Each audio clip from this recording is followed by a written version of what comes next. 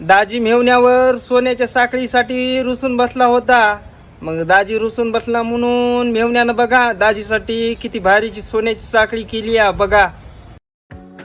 दाजा अजून कसं काय आलं नाही बरं? आलं सोनी थांब. मागच्या धोंड्याच्या महिन्यात तुझ्या भावानं म्हणला होता चैन घालतो म्हणून. आता धोंड्याचा महिना चालू झालाय. जर तुझ्या भावानं चैन नाही घातला माझ्यासारखा वाईट कोण नाही. ओ किती किरकिर करताय, गबसा की माझं मी सांगते चेन घालायला. या दाजी नमस्कार इधरा.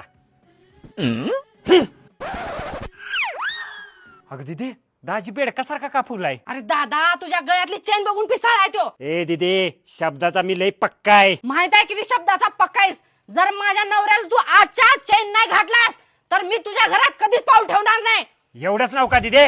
जबारीचा पक्का दिसायला 10 मिनिटात चैन घेऊन आलो. 5 मिनिटात.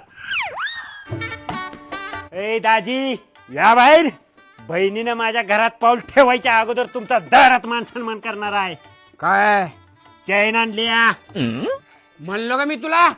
मेवना किरकोळ नाही माझा. लाखात एक मेवना आहे, लाखात एक. असा मेवना नशिबाने भेटतंय.